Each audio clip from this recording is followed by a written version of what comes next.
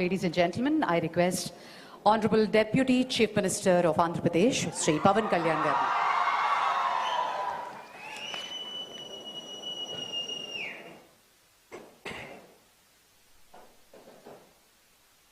అందరికీ నమస్కారం. ఆంధ్రుల కళల రాజధాని అమరావతి ఆర్థిక పురోగతికి పునాది పడిన రోజుది. ఆర్థిక కార్యకలాపాలకు మూల స్తంభాలైన బ్యాంకింగ్ వ్యవస్థ కొలువుదీరేందుకు వీలుగా ఏర్పాటు చేసిన ఈ బ్యాంకింగ్ స్ట్రీట్కి పునాది రాయి వేసే బృహత్తర కార్యక్రమంలో విచ్చేసిన గౌరవ కేంద్ర ఆర్థిక మంత్రివర్యులు శ్రీమతి నిర్మలా సీతారామన్ గారికి, గౌరవ ముఖ్యమంత్రులు వర్యులు శ్రీ నారా చంద్రబాబు నాయుడు గారికి, సెంట్రల్ మినిస్టర్ శ్రీ పెమ్మసాని చంద్రశేఖర్ గారికి, సోదరులు నారా లోకేష్ గారికి, ఫైనాన్స్ మినిస్టర్ శ్రీ పయ్యావుల కేశవర్ గారికి, సభను అలంకరించిన గౌరవ సహచర మంత్రివర్యులకి, గౌరవ పార్లమెంట్ సభ్యులకి, గౌరవ శాసన మండలి మరియు శాసనసభ్యులకి, నాయకులకి హృదయపూర్వక ధన్యవాదాలు. ఇక్కడికి విచ్చేసిన అధికారులందరికీ కూడా నా ప్రత్యేక నమస్కారం. My wholehearted namaskaram's to all the representatives of the premier banking institutions and insurance companies. On behalf of people of AP and our government, our heartfelt welcome and namaskars to you all.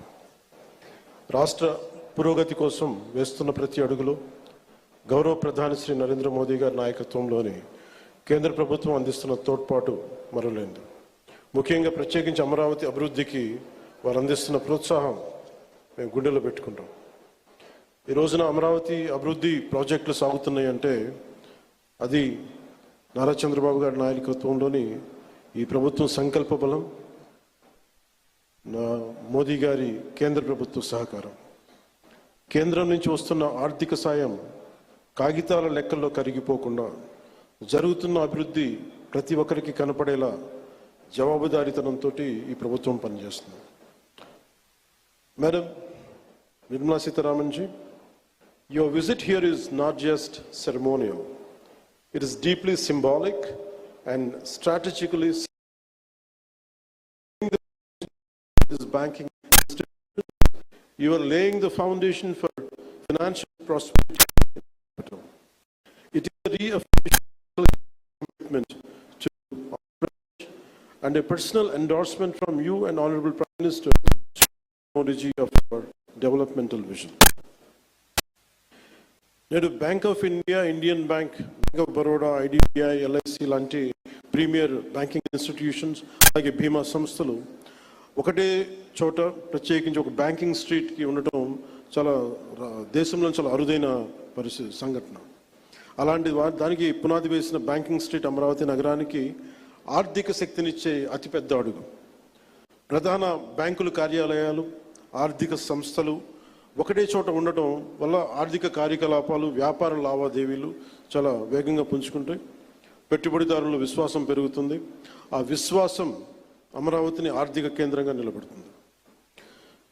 దీనికోసం 1300 కోట్ల పైగా పెట్టుబడి, 6500 మందికి జీవనోపాధి employment జరుగుతుంది. అలాగే మాట కట్టుబడి ముఖ్యంగా అమరావతి రైతాంగం 34,915 ఎకరాల భూములు రాష్ట్ర భవిష్యత్తు కోసం ఇచ్చిన రైతుల నమ్మకమే మన రాజధాని నగరానికి ఈ పునాది. నేడు పునాది వేసింది కేవలం భవనాలకు కాదు, ఆంధ్రప్రదేశ్ భవిష్యత్తుకు పడిన పునాది. ఇది అమరావతికి ఆర్థిక కేంద్రం, విద్యా కేంద్రం, ఒక పరిశోధనా కేంద్రం, ఒక మంచి పరిపాలనా కేంద్రంగా ఎదగడానికి నేటి పునాది బలం చేకూరుస్తుంది.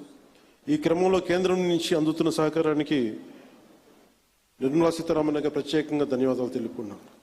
ఒకసారి ఆంధ్రప్రదేశ్ ప్రజలందరూ కూడా ఎన్డీఏ ప్రభుత్వం ఏర్పాటు తర్వాత మనకి గౌరవ ప్రధానమంత్రి మన మోడీ గారు అందించిన సహకారం, ఆయన నాయకత్వంలో ప్రత్యేకించి ఆంధ్రప్రదేశ్కి వైజాగ్లో మీరు పెట్టుబడులు దాదాపు జనవరిలో 2 లక్షల కోట్లు పెట్టుబడికి ఆ రోజు ముందుకు తీసుకెళ్లారు. 7.5 లక్షల ఉపాధి అవకాశాలు, 2 లక్షల కోట్లు.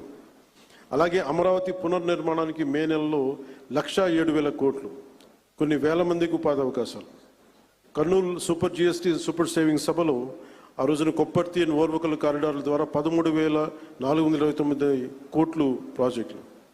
విశాఖ స్టీల్ ప్లాంట్ మూసేస్తారు, ప్రైవేటైజేషన్ జరుగుద్ది అని ఒక స్టీల్ ప్లాంట్ తిరిగి రివైవ్ చేసి దానికి 11,000 కోట్లు మనకి కేంద్ర ప్రభుత్వం గౌరవ ప్రధానమంత్రి మోదీ గారి ఆధ్వర్యంలో ఇవ్వడం జరిగింది.